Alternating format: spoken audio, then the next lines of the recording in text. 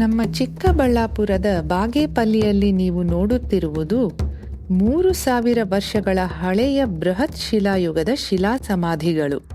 ಇದು ಬೃಹತ್ ಶಿಲಾಯುಗ ಸಂಸ್ಕೃತಿಯ ಕಲ್ಮನೆ ಮಾದರಿ ಸಮಾಧಿಗಳು ಅಂತೇಳಿ ಹೇಳ್ತೇವೆ. ಈ ಕಲ್ಮನೆ ಮಾದರಿಗಳಲ್ಲೂ ಕೂಡ ಒಂದು ವಿಶಿಷ್ಟತೆ ಈ ನೆಲೆಯಲ್ಲಿ ನೋಡ್ಬೋದು. ಯಾಕೆ ಅಂತ ಹೇಳಿದ್ರೆ ಈ ಕಲ್ಮನೆಗೆ ಸುತ್ತಲೂ ವೃತ್ತಾಕಾರವಾಗಿ ಮೂರು ಸಾಲುಗಳನ್ನ ಕಲ್ಲಿನಲ್ಲಿ ಮಾಡಿದ್ದಾರೆ.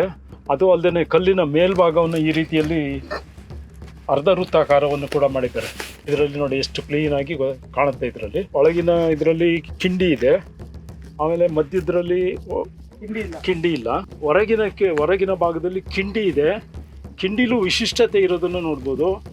ಕೆಲವು ಕಿಂಡಿಯನ್ನು ಹೋಲುತ್ತೆ ಮತ್ತು ಮನುಷ್ಯಾಕೃತಿಯನ್ನು ಕೂಡ ಹೋಲುತ್ತೆ. ಆ ಥರದ್ದು ಎರಡು ಮಾತ್ರ ಕಾಣುತ್ತೆ ನಮಗೆ. ಉಳಿದಂತೆ ಎಲ್ಲವೂ ಕೂಡ ಕಿಂಡಿಗಳನ್ನು ನೋಡ್ಬೋದು.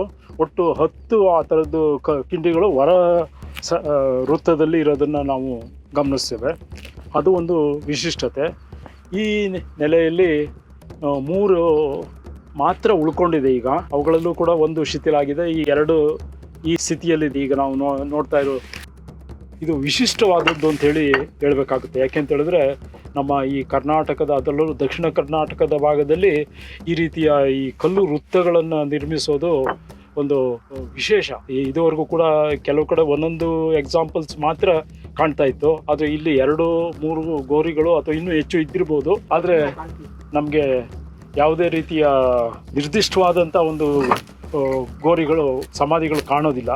ಹಾಗಾಗಿ ಈಗ ಉಳಿದಿರೋ ಈ 2 ನಾವು ಅತ್ಯಂತವಾಗಿ ಸಂಶೋಧನೆ ಅಂತ ಹೇಳಿದ್ರೆ ಒಂದು ರೀತಿಯಲ್ಲಿ ವಿಮರ್ಶೆ ಮಾಡಬೇಕಾದಂಥ ಒಂದು ವಿಷಯವಾಗಿದೆ ಇದು. ಏಕೆಂದರೆ ನಮ್ಮ ದಕ್ಷಿಣ ಕರ್ನಾಟಕದಲ್ಲಿ ಈ ತರಹದ ಗೋರಿ ಇರೋದು ಒಂದು ವಿಶಿಷ್ಟ ಅಂತಲೇ ಹೇಳಬೇಕಾಗುತ್ತೆ.